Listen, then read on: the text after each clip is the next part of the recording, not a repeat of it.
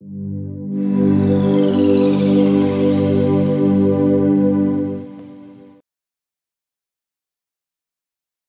thank you for inviting me to come speak today. I'm going to be talking to you about how to finance municipal recycling programs. So today I run something called the Closed Loop Fund.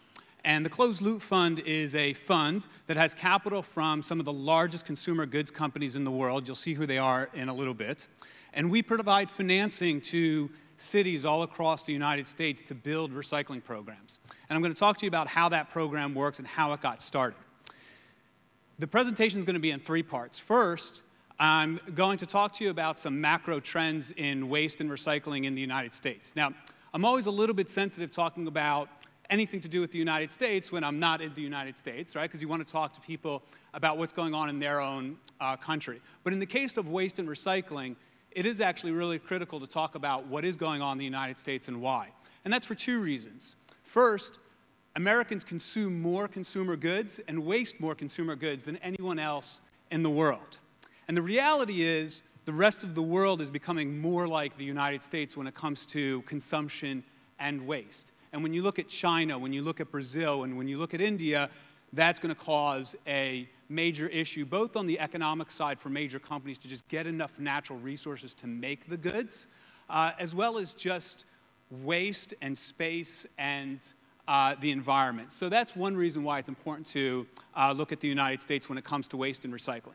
The other reason is many of the largest consumer goods companies are actually headquartered in the United States. And so when it comes to product design, when it comes to ideas around waste and recycling, it's very important to look at the way people in the United States are thinking, because a lot of those folks are working at the companies that end up designing these products that actually go and get dispersed around the world. So first I'm going to talk to you about some macro trends going on in the United States. Then I'm going to talk to you about the Closed Loop Fund and how we built this fund and what we're doing. And third, I'm going to talk to you about what we did in New York City under the Blomberg administration to fix New York City's recycling program.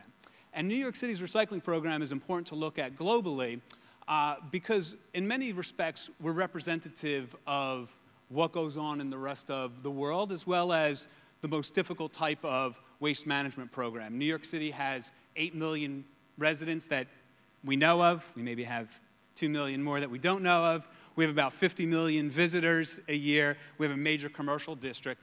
Our waste system is very complex. And we realized that if we could fix it in New York City, it would save the city a lot of money and generate a significant amount of revenue, but it would also set an example for other major cities around the world. If you could do it in New York City when it comes to waste, you can do it anywhere.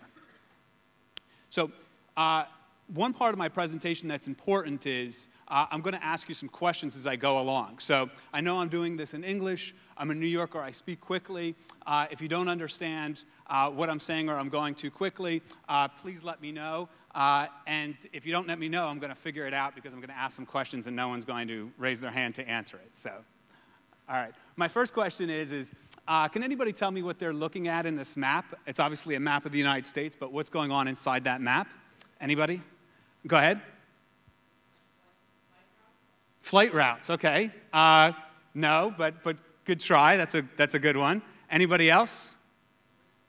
What's that?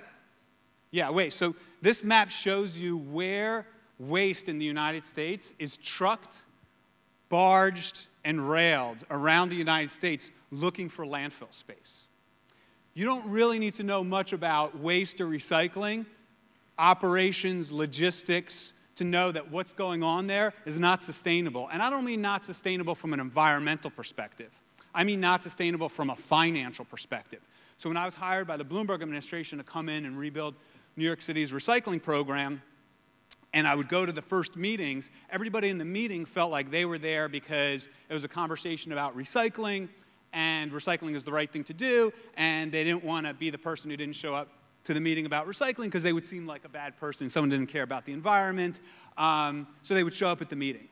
And very quickly, I realized I had to change the conversation from one in which people looked at it as, it's the right thing to do. If we can fix it, we should, to one that really got to the heart of the issue, which is we don't have any landfill space in New York City. All of our garbage goes to either South Carolina, Pennsylvania, and Ohio at a cost of about $330 million a year. That bill is going to go up to about $500 million a year in a few years if we don't change things. And most of that waste that's being sent to those landfills could be sold to companies in New York City for millions of dollars in revenue. So very quickly, we changed the conversation from one of, hey, it's the right thing to do, it's good for the environment, let's do the best we can to fix it, to, hey, we have a $500 million problem, and we need to fix it. Now, the question comes up, where are you going to get the capital to fix that problem? You know you're going to save a lot of money long term, but it requires a lot of capital to invest in order to build the infrastructure to save that money. Where are you going to get that capital from? Fortunately, in New York City, we had a lot of resources available to us. We had a very powerful mayor and Mayor Blomberg who cared deeply about the environment, and we had the capital and the resources to invest to build the infrastructure required. And later on in the presentation, I'm going to show you what we built in New York City as a model. But for the rest of the United States, there's a lot of cities that are also spending millions of dollars, not as much as New York City, but also spending millions of dollars, but they don't have a mayor that may have the influence or the means as Mayor Bloomberg. They may simply just not have the money in their budget to invest in the infrastructure, even though they know there's a long-term benefit. So as I was leaving the Bloomberg administration, I had an idea for something called the Closed Loop Fund, which I'm going to present to you today. And the Closed Loop Fund is a fund where major companies, you see the ones behind me that are currently involved, it's Walmart, it's Coke, it's Pepsi, it's Unilever, it's Procter & Gamble, it's 3M, it's Johnson & Johnson, it's Keurig Green Mountain Coffee, and they've put in $100 million into a fund. And the way the fund works is that it allows cities to come and say, we want to build an optimal recycling program. We know we can save money, we know we can generate revenue, but we don't have the money today to invest in the program. The most important thing we need is maybe recycling carts. We need $5 million worth of recycling carts. And if we can get those recycling carts, we're going to divert material from landfill that's going to save us money. We'll be able to sell that material that generates revenue. We can pay back the $5 million for those carts in 6 years. Can we borrow the $5 million? Or they come and they say, we have the recycling carts, but we don't have a recycling facility close by, which means we now need to transport the recyclables 100 miles or 200 miles away to the nearest facility. That transportation cost makes the program not economical. But if we could have a recycling facility located in the city or close by, now the program becomes very profitable. We lend money for that recycling facility. As the recycling facility sells its material, they use that money to pay us back. Same thing with product design. If a designer comes to us and says, I have a great idea on how to redesign a product, but I'm an entrepreneur, I don't have the money to do it, but if I can redesign this properly, it could actually be a very profitable company and great for the recycling industry. We will lend that entrepreneur money. And these loans are zero-interest loans, and they're based on the success of the program. And there's a few reasons why these companies have decided to put the money into this fund to develop the infrastructure. One of the reasons is they recognize that they can't solve this problem on their own. As large as these companies are, the infrastructure required in the United States, in India, in China, in Brazil, is not a $1 million grant. It's not a $5 million grant. It's not a $10 million grant. It's in the order of hundreds of millions to billions of dollars. And these individual companies, as large as they are, they recognize that it would be impossible for them, even for them, to finance a program on their own. That's number one. Number two is they recognize that they don't necessarily have the expertise to fix this problem on their own. In the case of Coca-Cola, they're great at making Coca-Cola. In the example of Pepsi, they're great at making Pepsi. In the example of Walmart, they're great at building retail stores. They're not great at managing municipal recycling programs. And so they needed an organization to manage things. The third reason is they wanted to make sure there was an industry standard. Oftentimes, these are companies that compete with each other, but they understood that in order to solve this problem, they all had to work together. The fourth reason is they wanted this material back into their supply chain. As you're going to see later on, it's much cheaper for Coca-Cola to make an aluminum can out of recycled aluminum than it is to make it out of virgin aluminum. And that's the same thing for almost every consumer good out there. And so they saw an opportunity with recycling to actually save money. And the fifth reason, and this is a really important reason that drives what I hope will take place in the sustainability industry over the next few years, is they recognize that if the United States passes the same type of legislation that you have here in Israel with your packaging law, or you have in Europe, it's going to potentially cost them hundreds of millions of dollars in taxes and fees, and they won't have a lot of control over those taxes and fees, nor will the municipalities necessarily always feel the responsibility to be as proficient or as efficient as possible, because they can just send in a bill. And they recognize that here's an opportunity for them to take responsibility, to be proactive, to be for something, not against something, and develop their own solution with their own money that they're responsible for making sure works. So those are the 5 reasons that drove the creation of the Closed Loop Fund. Now, one thing that we want to make sure that every company, every government, and every citizen understands in the United States around recycling, which is the thing that will change a lot of the behavior, is the following. If you ask most people in the United States or in Israel or in Europe or Brazil or China, would you pay a 5-cent tax on a bottle or a can of soda? That's about a 5% tax. Most people would say, absolutely not. It's already as expensive as it is. I don't want any taxes on any of my consumer products. Companies would say, I don't want that tax. Consumers would say, I don't want that tax. And most politicians would say, I don't want that tax simply because if I pass the tax, I will no longer be a politician because I won't get reelected to office. Right? So individual consumers won't, countries won't pass that tax. Same thing for paper or boxes. Would you pass a 7% tax or a 7-cent tax on a box or piece of paper? Most consumers would say, absolutely not. Most companies would say, no way, that's going to reduce consumption of my product, and most politicians will say no. Okay? But the reality is, you're actually already paying that tax.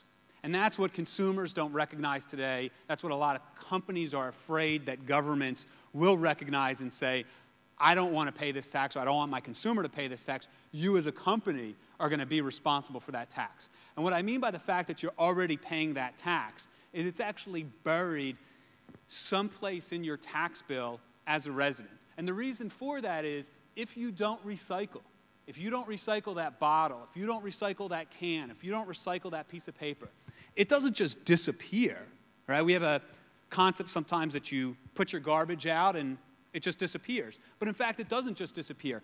In the United States, your city comes and collects it, and if it's in the garbage bin and not a recycling bin, it needs to go to one of these landfills. And in order to go to one of these landfills, you have to pay. And who's paying? Your city is paying. And when your city is paying, it's really you that's paying. And so you're picking up the cost of all of this material going to landfill. And so you may not pay that 5-cent tax when you buy that can, but when you put it in the garbage, you're paying that 5-cent tax. You just don't see it today. It's not transparent to you. And because it's not transparent to you, it's not motivating you to change your behavior. But we're trying to make sure that consumers understand this. And companies are beginning to recognize this because governments are starting to say, we no longer want to pay for this. You, company X, you, company Y, who are generating this material, if you cannot get this infrastructure into place, if you cannot get consumers to recycle, we need you to pick up the cost of doing this. Now, the other interesting thing about this in the United States is the financial issue isn't just around the cost of sending this material to landfill. A lot of this material is incredibly valuable in the United States. As I mentioned before, in New York City, we spent about $330 million a year exporting this waste, most of which is recyclable, to landfill. That's about to go up to $500 million. What's interesting about that is we have long-term contracts with companies in New York City to buy most of this material. So if you look across the United States and you took all of the material that cities are spending money to send to landfill, and instead you sold it on the open market, a very robust and healthy market, the value is about $11 billion in revenue that cities are losing today because they're not selling that material. And so when you add up the cost of sending the material to landfill and you add up the loss in revenue, you end up paying a tax on all of the material that you're buying. Somebody has to be paying for all this stuff, and it's being pushed down to the consumer, not always in a transparent way. And so there's major opportunity here to save money and align interests. The type of system that we're looking to build is one of a circular economy. So for the last, let's say, 50 to 70 years, the way consumer goods have operated is a company takes a natural resource, so ore from the ground to make aluminum, cuts down a tree to make paper, pulls oil out of the ground for plastic. The consumer buys the material, then they throw it in the landfill. That costs money, and then you start that process over again. And it's just a lot of money that you're just throwing into the ground. The system that we're looking to build is one that's circular. So we want to start with product and package manufacturers. The material goes to the retailer, it then goes to the consumer. The paper, metal, glass, and plastic goes to a recycling facility. The food waste goes to an anaerobic digester, and then it stays within that loop, okay? And it keeps going around and around. Anytime you step out of that loop, either you need to cut down a tree, you need to pull oil out of the ground for plastic, you need to dig a hole in the ground to get ore for aluminum, that's going to cost you money and it's going to break that circle. Anytime a hauler has to take something to a landfill because it can't be recycled or there isn't a facility, it breaks that loop, it costs somebody money. And that's the critical thing to keep in mind when you're looking at these systems. So this is what we're looking to ultimately build across the United States and eventually around the world. Okay. So now that you have an understanding of the macro situation in the United States, what we've done with the closed loop fund where we've gotten all of these companies to put a significant amount of capital together to provide financing to cities to build optimal recycling programs, I want to walk you through what we did in the Blumenberg administration to redesign New York City's recycling program. And again, this is critical for New York City, but more importantly, it's critical for major cities around the world because New York City is such a complex city when it comes to waste generation. We have people who are living in the city that came from all over the world where they grew up with different practices when it came to waste and recycling. We have multiple languages in the city. We have different types of neighborhoods with different cultures and different types of building stock. We also have 50 million visitors a year. So even if we train every one of the 8 million residents that we have in New York City to recycle properly, we've only completed a portion of the job because we have 50 million visitors a year that come and stay in apartments, they stay in hotels, they come for a day for business. And if they don't understand how the system works, if it isn't easy for them, we really haven't solved the problem. So if we can fix this in New York City, we have a major opportunity to create a great example for what's possible in the rest of the United States. So the first thing we did when we got into the city and looked to start to rebuild the program is we said, you know, we have to start talking about garbage like it's all the same, right? Garbage is not all the same. There's different components to it. And you have to break down the waste stream and look at each one of those components, see which one is costing you the most amount of money, which one has the most opportunity in terms of revenue generation, and start to prioritize what pieces of the waste stream you're going to work on first, all the way to last, and have different programs for each. So first thing we did was we went to the mayor and said, traditional recycling has always been focused on paper, metal, glass, and plastic. And we're going to have a great program for paper, metal, glass, and plastic. But before we even get to that, we need to start looking at our organic waste. Because organic waste, all of our food waste, our leaf and yard waste, it's actually the largest part of our waste stream. And that's a part of the waste stream that most of the world completely ignores today. But it's the biggest part of the waste stream. And so we calculated that we were spending about $85 million a year, about $85 million of the $330 million a year. We were spending $85 million a year exporting food waste to landfill. And again, back to the earlier presentation where when we first started having meetings, we didn't go in there saying, this is the right thing to do. It's good for the environment. We translated everything to dollars and cents. So we started having meetings on organics, and the focus of that meeting was, we're spending $85 million a year exporting this food waste to landfill. How do we reduce that or completely get rid of it? Plus, we recognize that that food waste, it actually can be turned into two really important commodities.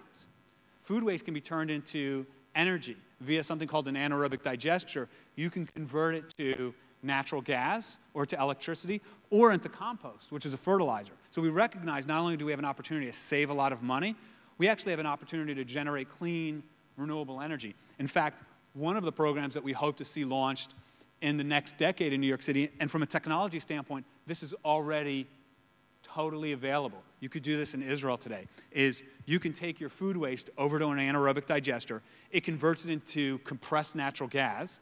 If your sanitation fleet runs on compressed natural gas, you can have a system where those trucks go around and pick up the food waste, go to the anaerobic digester, drop off the food waste, go 10 meters away, and refill the truck based on the food waste they dropped off 10 days before. So we can either have a system in the United States or in Israel or in Europe where we scour the world for petroleum, mostly from countries that we don't want to support and really don't like our system or way of life, or we can get involved in very, very hard discussions around fracking, or we could just take our food waste and convert it into clean natural gas and start using it as energy.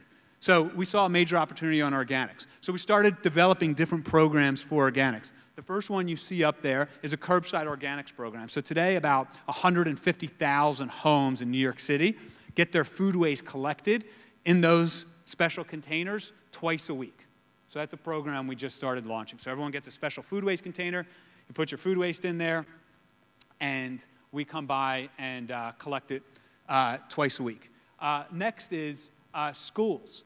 We started to convert all of the school cafeterias from throwing all their food waste into the garbage, into the organic stream. And that was critical for a few reasons. If you're teaching the kids how to do it in school, then when you try and roll it out in their house, they understand the program. It's something they're doing every day. But the second part is there's about 1 million kids in the New York City public school system.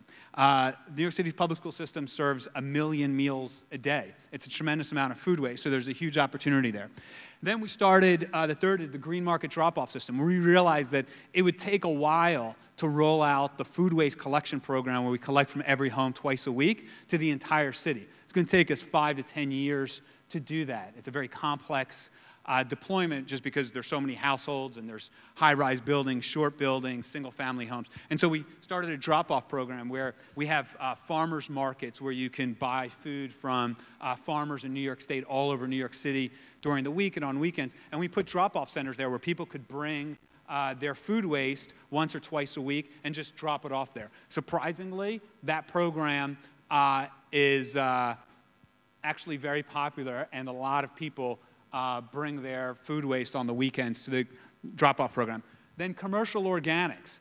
Starting in 2015, all large commercial generators in New York City, all hotels, hospitals, universities will have to source separate their organics. So we started using legislation and regulation to push the industry to start doing food waste. And that was really critical because we needed to motivate companies to start building the infrastructure to process the organics. They needed to know that that material was going to be available. By passing that legislation, they knew that they would get the material. And the last piece on there is organics processing infrastructure. We started working on what are we going to do with all of this food waste? Do we want to turn it into compost, which we can then use in our parks, we can sell? Or do we want to turn it into energy? And we started looking at other different things that we could start doing.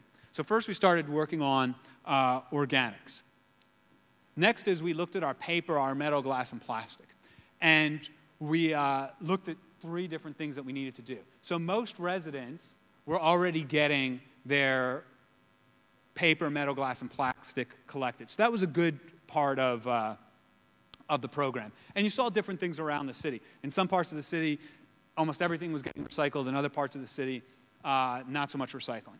But one thing we noticed about New York City is it's a walking city, right? Very few people have a car in New York City. You're pretty much walking to different places. A lot of times you're carrying different things. There was no infrastructure on the street to recycle. It was only garbage containers. And that caused 2 issues. Number one is you had a lot of recyclable material that was going in the garbage because that was the infrastructure that was available, but also we were giving the wrong messaging to people. We were telling people, when you're in your home, make sure you recycle. Oh, but when you're out on the street, we're just going to give you the infrastructure to put it in the garbage. It was mixed messaging, which is a very difficult way to run a program. We recognized we needed to change that messaging. We needed to change that infrastructure. So if you visit New York City today, you'll see those new street containers, the silver containers, starting to go on almost every single street corner. There'll be about 25,000 of those rolled out over the next few years. The next thing we did is we recognized we had another problem in the program is we weren't taking all plastics. And this is one thing you'll see as a problem in most recycling programs in the US is we were only taking plastic water bottles, basically. And that caused a lot of confusion for people because we would say plastic is recyclable except for the following 7 different types of plastics. And that just confused too many people. They just checked out of the program. They said, I don't know if I'm doing it the right way. I don't want to check. I'm just going to put it all in the garbage. And so we changed our program. We worked with the recycling companies to make sure that they would be able to take every type of plastic. One of the ways we made sure of doing that is by investing in a new type of recycling facility. So right now in Brooklyn, there's a new $150 million very advanced recycling facility that opened up. And one of the reasons why we opened up that facility is you need to be able to have advanced sorting technology that without having hundreds of people there picking through things, with using technology, you can source, separate all the different materials, which now makes it economical for plastic to be separated out, okay? So we looked at organics first, then we looked at our paper, metal, glass, and plastic. We made sure we had different programs to attack all parts of the problem. Next is we looked at textiles. So textiles represents about 8% of the waste stream. It's actually a pretty large portion of the waste stream. And there's a good market for textiles. And so now every building in New York City is getting a special textile container. It's called the refashion bin. Okay, it's this white bin that you see up there, and it goes into every building, and you can put your old clothes, your old sneakers, your old towels, your old sheets in this container, and once a week the city comes by and collects the container. We've made it very, very easy and convenient for people to now recycle their textiles. And the textiles, if they're in decent shape, which a lot of them are, actually go to a thrift shop and get resold. If they're not, then they get recycled into rags.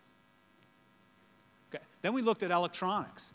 Electronic waste is becoming a large problem in the United States as we stop reading newspapers and start reading things digitally. Interestingly, people thought that the amount of paper in the recycling stream would go way down with all of the digital devices that are starting to come out. Actually, it's the exact opposite is going on. We're actually seeing paper go up because so many people are actually ordering from Amazon that they're getting all of these boxes. Now, what's in the boxes is oftentimes a digital device. And so it's really critical that we have a electronics recycling program. The electronics recycling program works very similar to the fashion recycling program. Every building in New York City is getting an electronic waste recycling container. It's in the basement of the building. You can put all of your electronic waste into that container, and the city comes by once a week or once a month whenever it's full to collect it, okay? So we looked at and we said, okay, 35% is organic, 35% is paper, metal, glass, and plastic, 8% is textile, 2% is electronic waste. So now we're at about 80% of the waste stream. Okay, so we broke down the waste stream. We made sure there was a program for each piece.